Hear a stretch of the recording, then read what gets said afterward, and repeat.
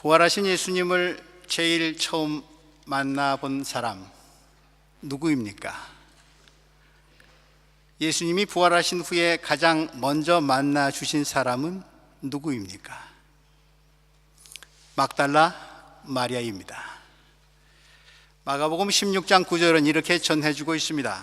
예수께서 일회의 첫날 새벽에 살아나신 뒤에 맨 처음으로 막달라 마리아에게 나타나셨다. 마가는 계속해서 그녀가 7 귀신 들렸던 여인이었다고 그렇게 전해줍니다. 마리아는 예수께서 7 귀신을 쫓아낸 여인이다. 막달라 마리아, 그녀는 아주 불행한 삶을 살았습니다. 몸도 마음도 다 무너져 내려가던 그녀가 예수님을 만났습니다. 그리고 다시 태어났습니다. 사람답게 살게 됐습니다. 이 모든 게 예수님 덕분이기에 그 후 그녀는 예수님을 존경하고 사랑하면서 그분이 가시는 곳이라면 어디든지 따라다녔습니다. 예수를 너무도 사랑했기에 제자들마저 다 도망가 버린 십자가 밑에까지 예수를 쫓아갔고, 가슴을 뜯으면서 예수님이 죽임 당하시는 처참한 광경을 끝까지 지켜보았고, 시신이 무덤에 안장되는 것까지 지켜보았습니다. 누구에게나 다 그러했지만 예수님의 죽음은 그녀에게 말로 다 할 수 없는 슬픔이었고 세상이 무너지는 절망이었습니다. 그러나 그럼에도 불구하고 그녀의 예수님을 향한 사랑은 식을 줄 모릅니다. 예수님이 죽으신 지 사흘째 되는 날, 그녀는 예수님의 시신을 모신 무덤으로 갑니다. 마가복음에 의하면 예수님의 시신에 향료를 발라드리려 하기 위함이었다고 전하고 있습니다. 그런데 무덤에 도착해 보니까 무덤 문은 열려 있고 예수님의 시신은 보이질 않습니다. 너무도 놀란 마리아는 제자들에게 달려가서 이 사실을 알려줍니다. 그리고 다시 무덤으로 돌아옵니다. 그리고 무덤가에 철퍼덕 주저앉아 울음을 터뜨리고 맙니다. 마리아의 울음이 이해가 됩니다. 비록 그분이 살아계실 때는 나만의 예수님, 나만의 주님, 나만의 사랑일 수는 없었지만 그분이 돌아가신 뒤에는 시체만이라도 내 것이 되기를 그녀는 바랬던 겁니다. 그런데 시체마저 사라지자 그녀의 슬픔과 절망이 더 깊어진 것이죠. 죽음보다 강한 사랑? 글쎄, 이런 것을 두고 하는 말일까요? 한참을 울다가 무덤 속을 들여다보니까 흰 옷을 입은 천사들이 앉아 있었습니다. 천사들이 마리아에게 다정스럽게 묻습니다. 여자여, 왜 우느냐? 마리아가 대답합니다. 누가 우리 주님을 가져갔습니다. 어디에 두었는지 모르겠습니다. 천사에게 하소연하고 나서 마리아는 몸을 돌이킵니다. 그녀가 뒤로 돌아서자 거기에 예수님이 서 계셨습니다. 왜 마리아가 무덤에서 돌아서니까 예수님이 거기 서 계셨을까요?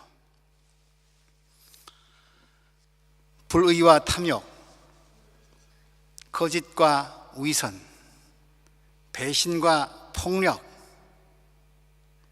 이 모든 악의 세력들이 힘을 모두 합해서 예수를 죽이려 달려들었습니다. 그리고 예수를 십자가에 못 박아 버리고 말았습니다. 십자가에 달리신 예수님은 마치 스펀지가 물을 다 빨아들이듯이 자신에게 달려든 그 모든 악을 하나도 남김없이 온 몸으로 다 받아들이셨습니다. 그리고 죽으셨습니다. 그리고 무덤에 묻히셨습니다. 악이, 죽음의 세력이 승리한 것 같았습니다. 그러나 무덤에 묻히신 예수님, 지옥에까지 내려가서 그 모든 악에 맞서 싸우셨습니다. 악과 사랑이, 죽음과 생명이 맞붙은 역사상 최대의 전쟁이었습니다. 예수님은 마침내 그 싸움에서 악과 죽음의 권세를 깨뜨리고 승리하셨습니다. 다시 살아나셨습니다. 한 번 들어가면 그 누구도 열 수 없었던 무덤 문을 여셨습니다. 무덤은 결코 예수님을 가두어 둘 수 없었습니다. 이제 예수님은 무덤에 계시지 않습니다. 그러므로 예수님을 만나려면 무덤가를 서성거리거나 무덤에 머물러 있으면 안 됩니다. 무덤에서 나와 돌아서야 합니다. 무덤에서 돌아선 곳, 거기에 예수님이 계십니다. 그래서 마리아가 무덤에서 죽음의 세력에서 몸을 돌이키니까 거기에 예수님이 서 계셨던 것입니다. 그런데 안타깝게도 마리아는 예수님을 보았음에도 불구하고 알아보지 못합니다. 그러자 예수님이 그녀에게 말을 건넵니다. 왜 울고 있느냐? 누굴 찾느냐? 부활하신 예수님은 지금 슬피 울고 있는 사람, 지금 누군가를 간절한 마음으로 찾고 있는 사람, 그분을 먼저 만나주고 계십니다. 울고 있는 사람, 간절한 마음으로 찾고 있는 사람, 그분에게 당신을 먼저 드러내십니다. 누구를 찾고 있느냐? 요한복음에는 이 찾는다는 말이 요한복음 거의 매 장마다 등장을 합니다. 전부 한 20여 차례 등장합니다. 찾는다. 예수님은 첫 제자들을 부르시면서 말씀하셨습니다. 너희는 무엇을 찾고 있느냐? 요한복음 2장 38절 말씀입니다. 이후로 무엇인가를 찾는 인간들의 모습이 매 장마다 다양하게 그려지고 있습니다. 그리고 마지막으로 무덤 앞에서 예수님의 시신을 찾는 막달라 마리아에게 말씀하십니다. 누구를 찾느냐? 무엇을 찾느냐에서 누구를 찾느냐로의 변화, 이것이 요한복음에서 예수 그리스도를 따르는 사람들의 변화의 과정입니다. 무엇을 찾는 사람에게서 누구를 찾는 사람으로의 변화입니다. 여러분들은 무엇을 찾고 계십니까? 혹시 우리가 찾고 있는 것은 찾는 즉시, 찾아지는 즉시, 얻어지는 즉시 또다시 배가 고파지고 목말라지는 것들은 아닙니까? 그래서 우리의 기도도 늘 주시옵소서라고 하는 그런 말들로만 가득 채워져 있지는 않습니까? 선물 받았을 때 받은 선물에만 눈독을 들이면 선물을 주신 분, 선물을 준 사람 보이질 않습니다. 그런데 물건이 아니라 주는 사람을, 그분을 눈여겨보게 되면 작은 선물일지라도 선물 속에 담겨있는 그 사람의 마음이 보입니다. 신앙생활도 마찬가지라고 생각합니다. 언제까지 하나님께 선물만 달라고 주시옵소서는 외쳐대면서 선물을 주시는 그분의 얼굴은 안 보시렵니까? 무엇을 찾아서 얻는 것도 좋지만 무엇을 주시는 그분과 사귀면 더 좋지 않겠습니까? 나는 무엇을 찾고 있는가? 라는 물음에서 난 누구를 찾고 있는가로 질문을 바꿔서 나 자신을 한번 돌아보실 수 있기 바랍니다. 그리고 마리아처럼 온 마음을 다해 울면서까지 그분을 찾으십시오. 그래서 때에 따라 가장 알맞은 것을 공급해 주시는 분, 오늘 내게 필요하고 부족한 것을 채워주실 뿐 아니라 오늘을 넘어 내일 영원까지 그 궁극적인 것을 주시는 분, 하나님을 만나시는 분들이 되기를 기원합니다. 왜 울고 있느냐? 누굴 찾고 있느냐? 부활하신 예수님의 이 친절한 물음에도 불구하고 마리아는 여전히 주님을 알아보지 못합니다. 시체라도 부둥켜 안고 싶어서 그렇게 사무치게 그리워했던 님인데 그분이 바로 앞에 서 계시는데 어떻게 알아보지 못할 수 있단 말입니까? 글쎄요, 눈물이 앞을 가리고 가슴이 북받쳐 올랐기 때문일까요? 혹시 부활하신 예수님의 모습이, 그 몸이 이전과는 다르게 변형된 모습이었기 때문은 아닐까요? 바울 사도는 부활에 대해서 이렇게 표현하고 있습니다. 고린도전서 15장 42절 이하 말씀입니다. 죽은 사람의 부활도 이와 같습니다. 썩을 것으로 심는데 썩지 않을 것으로 살아납니다. 비천한 것으로 심는데 영광스러운 것으로 살아납니다. 약한 것으로 심는데 강한 것으로 살아납니다. 자연의 몸으로 심는데 신령한 몸으로 살아납니다. 그렇습니다. 부활은 썩어가던 시체가 어느 날 갑자기 벌떡 일어서는 것이 아닙니다. 부활은 이미 내가 알고 있었던 익숙한 과거가 되풀이되거나 재방송되는 것이 아닙니다. 자연적인 몸이 신령한 몸, 영적인 몸으로 변화하는 일, 전혀 새로운 것이 전혀 다른 차원에서 전혀 새롭게 시작되는 것, 그것을 부활이라고 바울은 이야기해 주고 있습니다. 그렇다면 그 전혀 새로운 질적인 변화를 위해서 반드시 건너가야 할 심연 깊은 바다가 있습니다. 죽음의 바다입니다. 죽음. 경험하는 순간 이미 경험의 영역을 벗어나 버리는 경험 너머의 영역입니다. 그렇다면 부활은 우리 몸이 죽기 전에는 체험할 수 없는 것일까요? 우리가 부활 신앙을 갖고 산다는 것은 어서 죽기만을 기다린다는 것일까요? 아닙니다. 죽음을 통하지 않고는 경험할 수 없을 것 같은 존재의 변화, 질적으로 새로운 변화를 죽고 나서 죽은 다음에 저 세상에서가 아니라 지금 몸을 입고 살고 있는 여기 이 세상에서 경험할 수 있도록 도와주시는 분이 바로 부활하신 주 예수 그리스도이십니다. 오늘 주님은 마리아에게 그 도움을 주고 계십니다. 무덤에서 돌아서긴 했지만 아직도 여전히 예수의 시체만을 찾고 있는 마리아가 살아계신 주님을 볼 수 있도록, 만날 수 있도록, 눈을 뜨도록 도움을 주고 계십니다. 주님이 마리아에게 눈을 뜨도록 알아볼 수 있도록 주신 도움은 그녀의 이름을 부르는 것이었습니다. 마리아야. 누군가의 이름을 부른다는 것, 그와 관계를 맺는 것을 뜻합니다. 예수님은 그녀의 이름을 부르심으로써 이제는 다 끝나버렸다고 포기하고 슬퍼하고 있는 마리아와의 관계를 회복시키십니다. 옛 사랑의 그림자를 오늘 사랑의 실제로 변화시키십니다. 무덤 속 시체와의 사랑을 살아계신 주님과의 사랑으로 바꾸어 주십니다. 마리아야, 마리아야. 그 음성을 듣는 순간, 그 소리를 듣는 순간 자신의 이름을 그렇게 부르실 수 있는 분은 세상에 단 한 분밖에 없음을 마리아는 즉각 알아챕니다. 그녀는 이제 예수님을 알아봅니다.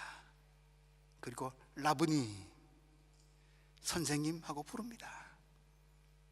사람 취급 못 받던 자신을 사람으로 살 수 있도록 당당하게 세워주신 예수님은 마리아에게, 그렇죠, 세상에 둘도 없는 선생님이시죠. 마리아야.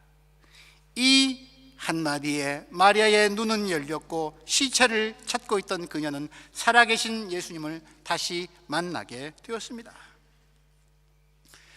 막달라 마리아만 이런 경험을 하는 것이 아닙니다. 예수님의 부활을 기뻐하면서 여기 모여 예배드리는 여러분들 모두, 우리 모두 그러합니다. 하나님은 속속들이 우리를 알고 계십니다.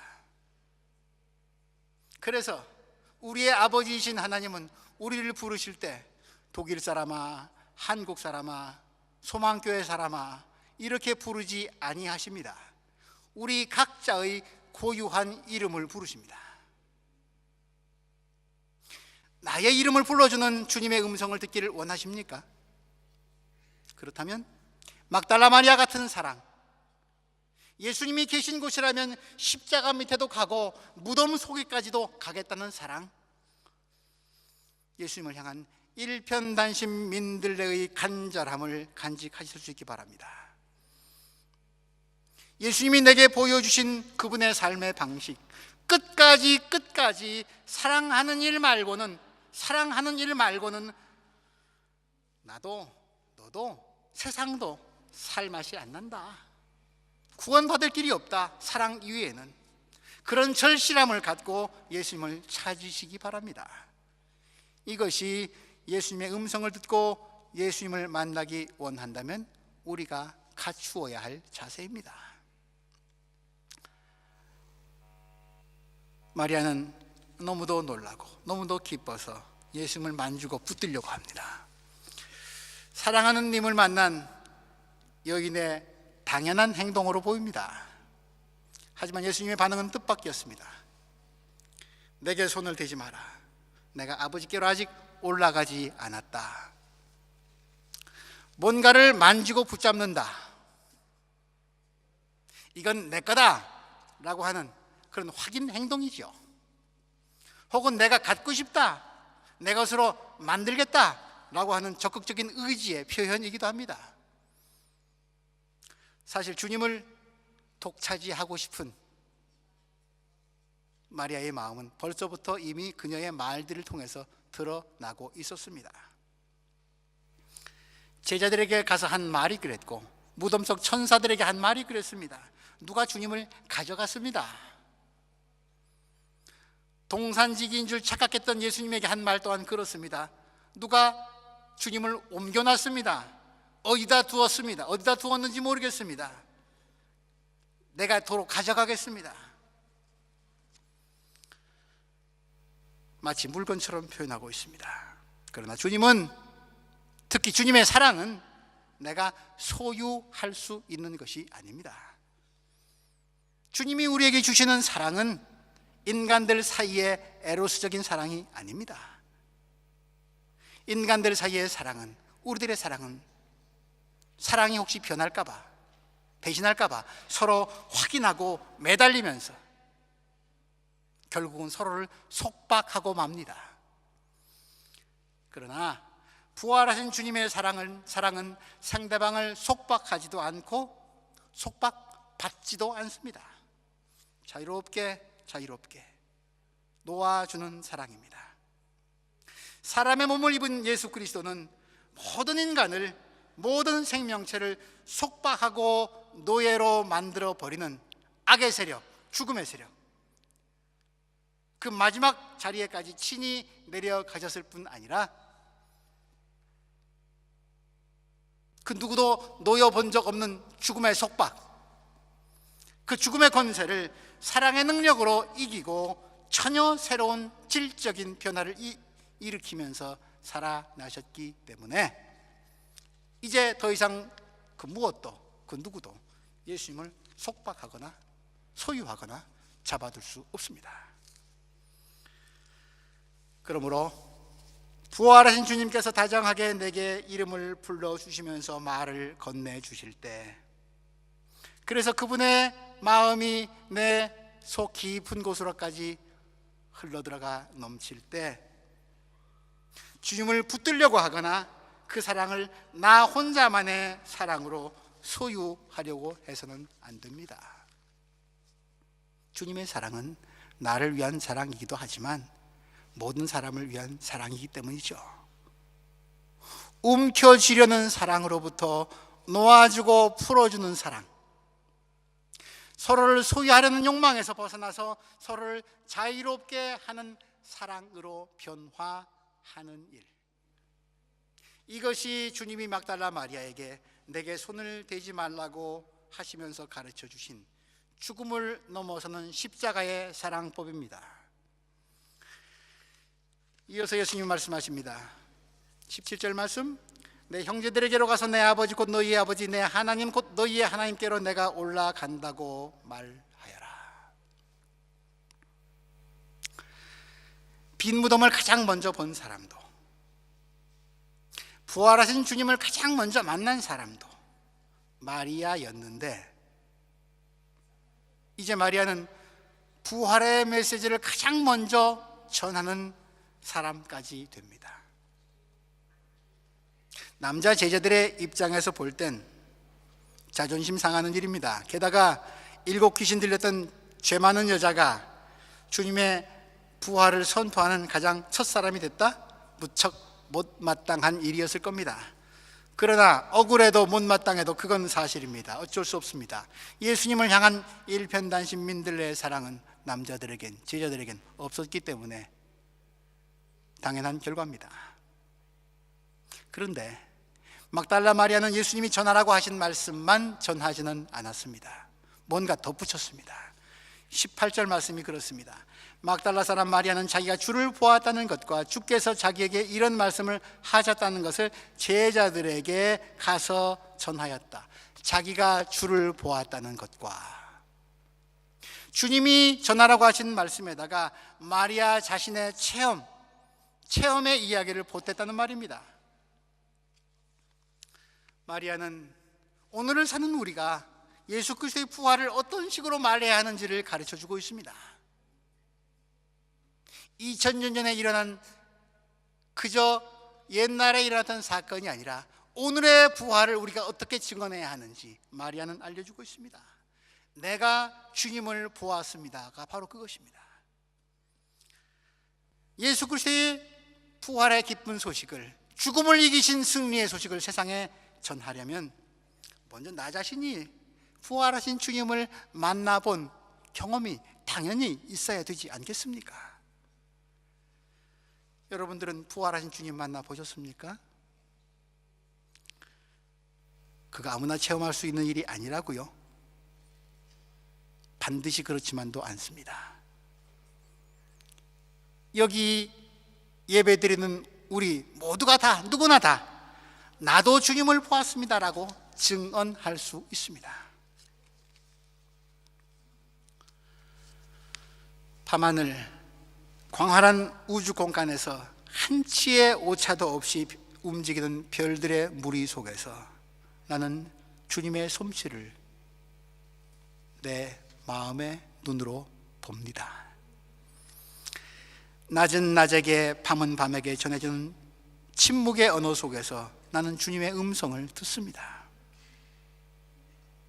오늘같이 좋은 봄날 아침 햇빛을 받고 행복해하면서 기지개 켜면서 땅을 뚫고 오르는 새싹들을 보면서 나는 무덤 문을 여시는 주님의 힘을 느낍니다. 지금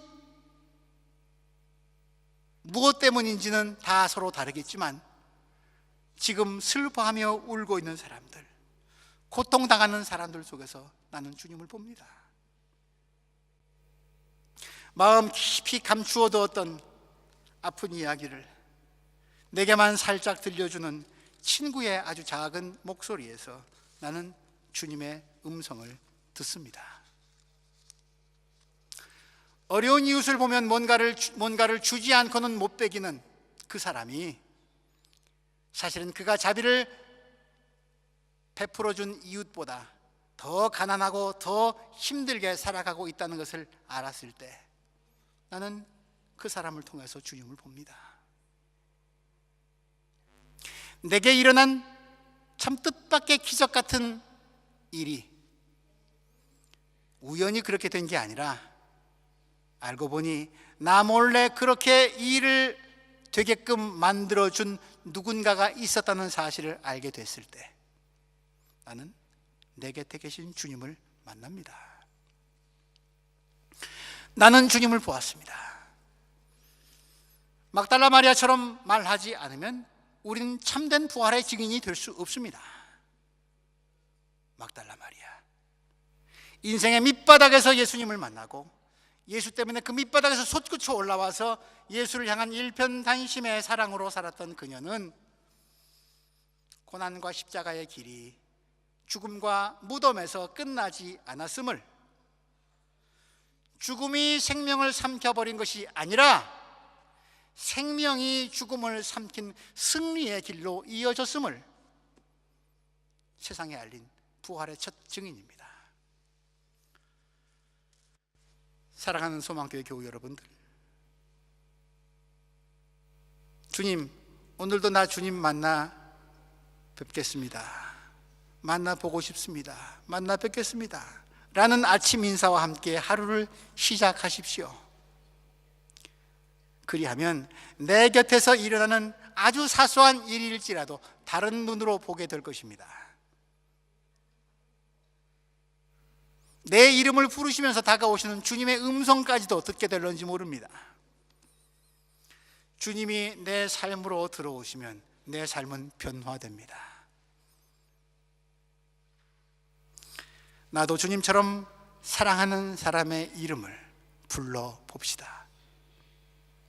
그리고 주님이 부탁하신 일들을 더욱 많이 합시다. 그럴 때만이 2000년 전에 예수가 그랬다고 하더라 라는 남의 이야기, 믿거나 말거나 하는 뜬 소문이 아니라 나의 믿음과 삶에서 체험되는 오늘의 사건으로서의 부활이 될 수 있을 것입니다. 죽음을 이기시고 다시 사신 주님께 감사와 영광을 돌리는 여러분들 모두에게 부활의 기쁨이 가득하시기를 주님의 이름으로 기원합니다. 기도합니다. 하나님, 우리 뭔가 다 열심히 찾고 있는 사람들입니다. 손에 쥔 것 같은데 사라져가고, 이만하면 됐다 싶은데 또 배고프고 목마릅니다. 이 모든 것들의 주인 되시는 주님을 아직 만나지 못한 갈증이 우리 삶 가운데 있습니다. 주님 만나고 싶습니다. 그리고 세상에 죽음을 이기신 생명의 주님을 전하고 싶습니다. 주님을 본 삶의 감격을, 내게 허락하신 삶의 현장에서 들을 수 있는 음성, 주의 모습을 볼 수 있도록, 느낄 수 있도록 우리 눈과 귀를 열어주시고, 그래서 여기 이 땅에서 부활을 먼저 체험하는 주의 복된 사람들 될 수 있도록 인도하여 주옵소서. 특별히 지금 울고 고통 가운데 있는 주의 도움을 꼭 필요로 하는 세상의 모든 가난한 이웃들과 함께하여 주옵소서. 예수 그리스도의 이름으로 기도합니다.